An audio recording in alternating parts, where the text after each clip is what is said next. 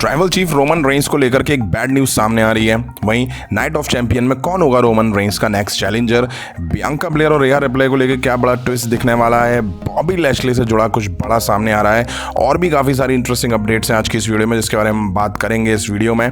पसंद आए तो लाइक करे बिना बच जाइएगा और हाँ, चैनल पर नए हो तो चैनल को सब्सक्राइब करके बेल आइकन प्रेस करना बिल्कुल ही मत भूलिएगा। सबसे पहले शुरुआत कर लेते हैं रिसेंट में हुए स्मैकडाउन के एपिसोड की व्यूअरशिप के बारे में। जैसा कि हाल ही के स्मैकडाउन के एपिसोड में ड्राफ्ट की पहली नाइट देखने को मिली थी, जहां 4 राउंड में WWE ने बड़े बड़े सुपरस्टार को पिक करा।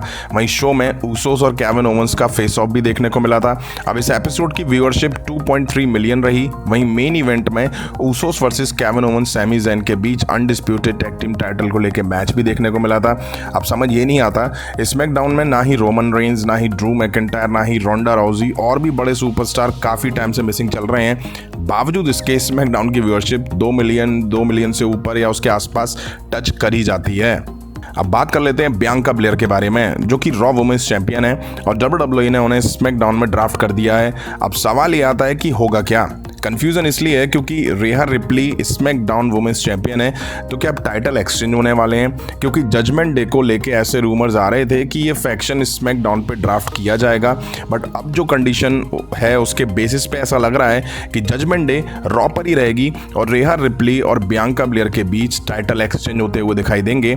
ऐसा हम पहली बार नहीं देख रहे हैं, ऐसा पहले भी हम देख चुके हैं, जैसे कि शार्लेट फ्लेयर और बेकी लिंच के बीच भी टाइटल एक्सचेंज होते हम देख चुके हैं और टैग टीम्स के बीच भी हम टैग टीम टाइटल एक्सचेंज होते हुए देख चुके हैं। अब देखते हैं WWE कब करवाती है। उम्मीद है कि बैकलैश के बाद ही ऐसा होता हुआ दिखाई देगा।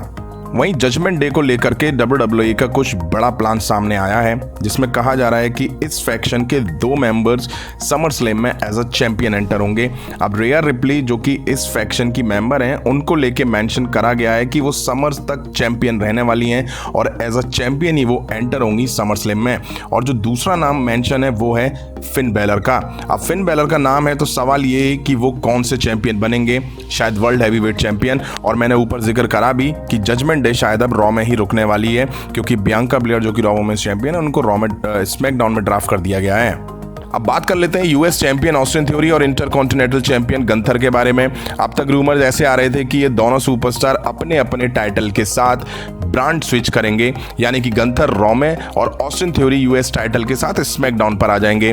बट अब रिपोर्ट्स तो कुछ और ही बात कर रही हैं। रिपोर्ट्स बता रही हैं कि बॉबी लैशले यूएस चैंपियनशिप जीत के स्मैकडाउन पे होंगे, गंथर प्रीमियम और इंटरकॉन्टिनेंटल के साथ रॉ पर आ जाएंगे और वर्ल्ड हैवीवेट पिक्चर में दिखाई देंगे। वहीं ऑस्टिन थ्योरी रॉ पर ही रहने वाले हैं और वो भी वर्ल्ड हैवीवेट टाइटल पिक्चर में इन्वॉल्व होने वाले हैं। अब ये कैसे होगा कैसे नहीं, वो देखना थोड़ा इंटरेस्टिंग होगा। अगर वाकई ये चीज़ें WWE में हमें होती हुई दिखाई देती हैं तो कुछ ना कुछ इंटरेस्टिंग जरूर निकल कर आएगा। अब रोमन रेंस से रिलेटेड 2 बड़ी अपडेट सामने आ रही है। पहले बात कर लेते हैं रोमन रेंस का नेक्स्ट चैलेंजर कौन होने वाला है। जैसा कि नाइट ऑफ चैंपियन जो कि सऊदी अरेबिया में होने वाला है, वहां रोमन रेंस मैच लड़ते हुए दिखाई देंगे। वहां के लिए रोमन रेंस एडवर्टाइज हैं। अब सवाल ये कि कौन सा सुपरस्टार होगा जो रोमन रेंस के खिलाफ दिखेगा। अब जो नाम सामने आ रहा है वो है एजे स्टाइल का। ड्राफ्ट में ही उन्होंने रिटर्न करा और उन्हें स्मैकडाउन में ड्राफ्ट कर दिया गया है और उसके बाद से ही Roman Reigns versus AJ Styles के रूमर्स सामने आ रहे हैं। अब नाइट ऑफ चैंपियन में रोमन रेंस को 1000 days as a universal champion complete होने वाले हैं और सबको पता है कि रोमन रेंस की ही वहां जीत होने वाली है। तो क्या WWE एजे स्टाइल को रोमन रेंस के खिलाफ हार के लिए बुक करेगी, ये देखना थोड़ा इंटरेस्टिंग होगा। अब बात कर लेते हैं रोमन रेंस से ही रिलेटेड दूसरी अपडेट के बारे में। एक बैड न्यूज़ है रोमन रेंस से रिलेटेड। जैसा कि रेसलमेनिया 39 के बाद पहले रॉ के एपिसोड में ही रोमन रेंस हमें देखने को मिले थे, जहां उन्हें कॉडी रूड्स ने कन्फ्रंट करा था। उसके बाद ब्रॉक लेसनर ने कॉडी रूड्स पर बुरी तरह से अटैक करा था और Roman Reigns, Paul Heyman, solo Sikoa वहां से निकल गए थे। उस दिन का दिन है और आज का दिन है। रोमन रेंस ना तो रॉ में ना ही स्मैकडाउन में दिखाई दिए हैं।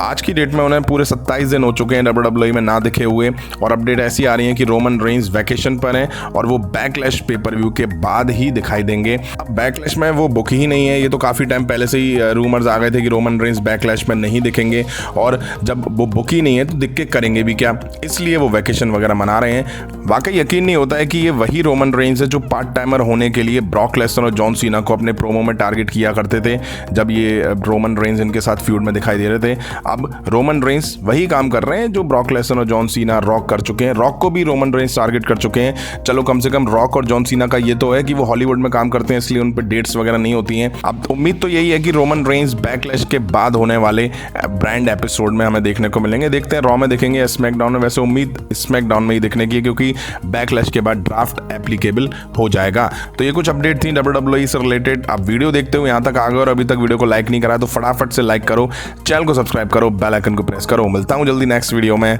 Thank you.